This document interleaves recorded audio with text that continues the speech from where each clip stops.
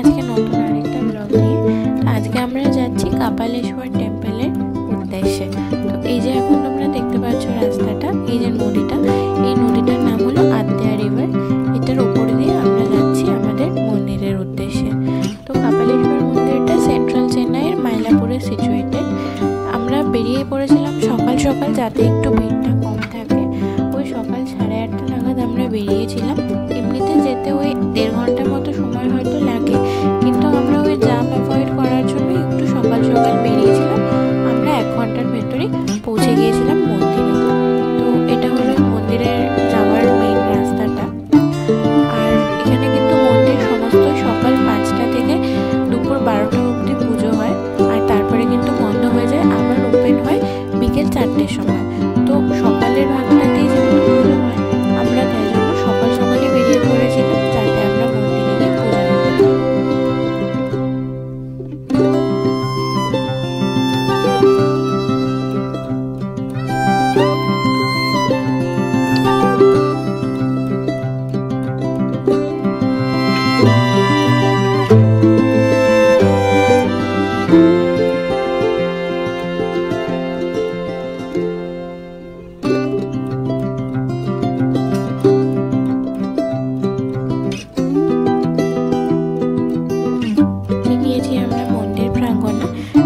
দেখছো মন্দিরের সামনে কিন্তু এরকম প্রচুর ফুল নিয়ে আর পূজার সামগ্রী নিয়ে প্রচুর এরকম টেবিল নিয়ে বসেন ওখানে। এখানেই কিন্তু তোমরা যদি পুজো দিতে চাও, তাহলে সমস্ত পুজোর নারকেল, ধূপ, ঘিয়ের প্রদীপ থেকে শুরু করে ফুল, দুব্বা, বেলপাতা সব কিছুই তোমরা পেয়ে যাবে। আর মাথায় যে সাউথ ইন্ডিয়ান যে এনারা যে গাজরা ইউজ করেন, সেটাও কিন্তু তোমরা এখানে পেয়ে যাবে। চলে এসেছি আমরা মন্দিরের গেটের সামনে। মন্দিরের গেটের উল্টো দিকেই কিন্তু এরকম একটা পুকুর আছে। তো ওখানে জিজ্ঞেস করে আমরা জানতে পারলাম যে স্থানীয়রা মানেন যে এখানে নাকি দেবী পার্বতী চান করতেন, যখন এখানে উনি শিবের উপাসক করতেন। তাই জন্য এখানে এখন চারপাশে পুকুরটা বাঁধিয়ে দেওয়া হয়েছে, আর এখানে কিন্তু এখন কাউকে ঢুকতেও দেয় না। তো ওইখানে দিঘির ঘাটের দরজাও কিন্তু লক করা আছে। তো এই যে এটা হচ্ছে কাপালেশ্বর টেম্পলের ঢোকার গেট। আমরা এবারে ঢুকছি। এখানে কিন্তু মন্দিরের ভিতরে কোনো ভিডিও বা ফটো তোলা অ্যালাউ না। তোমরা যা ভিডিও বা ফটো নেওয়ার, সেটা এরকম বাইরে থেকেই নিতে পারবে, বা বাইরে থেকেই তোমাদেরকে নিতে হবে। তো আমরাও তোমাদেরকে বাইরে থেকেই ঘুরিয়ে দেখাবো যতটা সম্ভব। ভেতরে কিন্তু আমরা যেতে পারবো না। ভেতরেও শিবই আছেন এখানে। এটা মেইনলি শিব ঠাকুরেরই মন্দির। তো তোমরা এই যে দেখো, এখানে কিন্তু এরকমভাবেই কিন্তু এখানকার যারা আসেন ডিভোটিসরা, তারা কিন্তু এরকম করেই প্রণাম করেন। ওনাদের যে রিচুয়াল, ওনাদের ধর্মীয় যে চিন্তা, ওটা মেনে এখানে এরকমভাবেই প্রণাম করেন।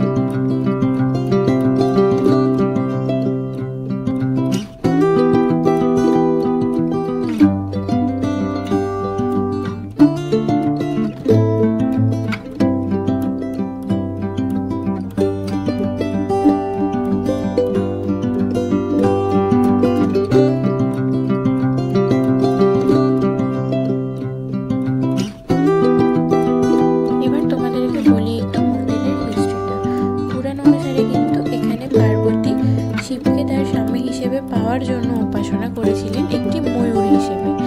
তো ময়ূরকে তামিল ভাষায় বলে মাইল। আর এই মন্দিরের চারপাশে যে গড়ে ওঠা এরিয়া, তাকে স্থানীয়রা বলতো মাইলাই। সেটাই এখন নাম চেঞ্জ করা হয়েছে মাইলাপুর। এখানে শিব কপালেশ্বর হিসেবে পূজিত হয়, আর তার লিঙ্গ দ্বারাই এখানে প্রতিনিধিত্ব করা হয়। আর পার্বতীকে এখানে কার্পা গাম্বল বা ইচ্ছে ফল প্রদানকারী গাছের দেবী হিসেবে পুজো করা হয়। এই মন্দিরটার মেইন কাপালেশ্বর মন্দির ছাড়াও কিন্তু ছোট বড় আরও অনেক ছোট ছোট মন্দির রয়েছে, যার মধ্যে মুরুগান মন্দির বা সিদ্ধিবিনায়ক মন্দির অন্যতম।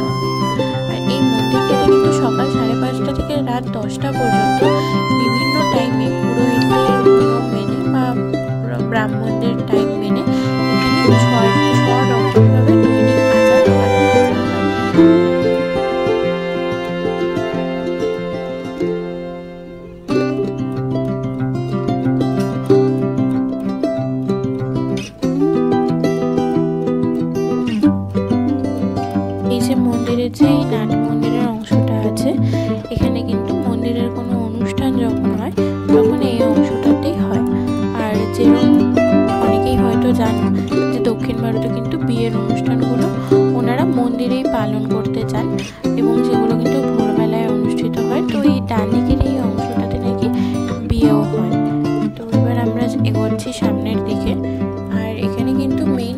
মন্দির আছে, মন্দিরের ভেতরে যেরকম বলছিলাম ফটো তোলা যায় না, সেরকমই কিন্তু মন্দিরের ভেতরে এখানে কোনো প্রদীপও জ্বালার নিয়ম নেই।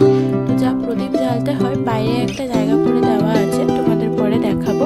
সেখানে গিয়েই সবাই প্রদীপ জ্বালেন যাদের প্রদীপ জ্বালানোর দরকার হয়। এবার বলি এটা তৈরি হয়েছিল কবে। এটা তৈরি হয়েছিল সপ্তম শতাব্দীতে পল্লবদের সময়। আর এই যে মন্দিরের যে এই ভেতরের যে বলছিলাম ভেতরে অ্যালাউ নেই, সেখানে কিন্তু 12 শতকের কিছু শিলালিপিও আছে। আর এই মন্দিরটার উল্লেখ প্রথম হয়েছিল যে দৃষ্টিভঙ্গি যে পাওয়া গেছিল সেটা ওই নয়না সাধুদের স্তোত্রের মধ্যে এই মন্দিরের প্রথম উল্লেখ পাওয়া যায়। আর সেখানে এটাও উল্লেখ পাওয়া যায় যে এই মন্দিরটি সমুদ্র তীরে অবস্থিত। যদিও এখান থেকে সমুদ্র বেশ কিছুটা দূরে, হয়তো পুরাণে এখানে আশেপাশেই সমুদ্র ছিল। তো এই মন্দিরটার যে গেটটা রয়েছে তোমাদের বলছিলাম, সেই গেটটা কিন্তু 120 ফুট উঁচু। আর এই যে তোমরা রঙিন দেখছো মূর্তিগুলো, এই মূর্তিগুলো কিন্তু 1906 সালে এগুলোকে আবার নতুন করে সংস্কার করা হয়েছিল, রিপেন্ট করা হয়েছিল। তো এখন বর্তমানে এই মন্দিরটা রক্ষণাবেক্ষণের দায়িত্ব তামিলনাড়ু গভর্নমেন্টের, এবং এখানের যে হিন্দু ধর্মের সরকারের যে আলাদা একটা বোর্ড রয়েছে সেই বোর্ডের দ্বারাই এই মন্দিরটা এখন মেনটেনেন্স বা রক্ষণাবেক্ষণ করা হয়ে থাকে। যেরকম তোমরা দেখতে পাচ্ছ মন্দির প্রাঙ্গণটা অনেকটাই বড়, আর অনেক কিন্তু আমরা দেখছিলাম প্রচুর ফরেনারও এসেছেন। ওনারা কিন্তু এই রোডেও এইসব মন্দির বা আশেপাশে যে সমস্ত জায়গা রয়েছেন ওনারা কিন্তু এত গরমেও সেগুলো ঘুরে দেখেন। তো তোমরাও এবার একটু মন্দিরটা দেখে নাও।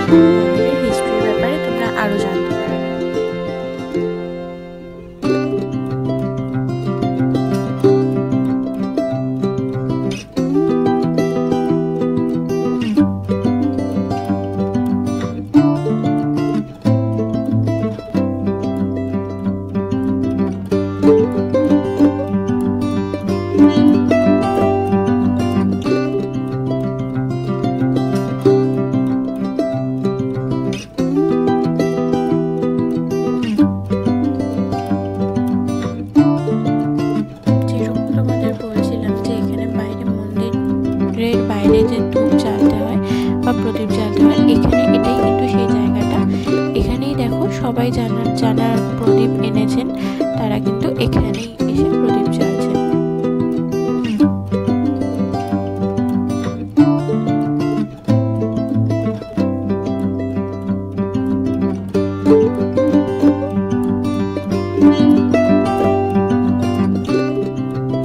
চলো, আমাদেরও মন্দির ঘোরা হয়ে গিয়েছে, মন্দির বন্ধ করার সময় হয়ে গিয়েছিল। ওখানে কিন্তু প্রসাদও দিচ্ছিল, আমরা অল্প প্রসাদও খেয়েছি। এবার ঘরে ফেরার পালা, আমরা আবার যাচ্ছি। তো আজকের মতো এইটুকুই। যদি ভালো লেগে থাকে তো প্লিজ লাইক শেয়ার সাবস্ক্রাইব করুন। দেখা হবে পরের একটা ভিডিও।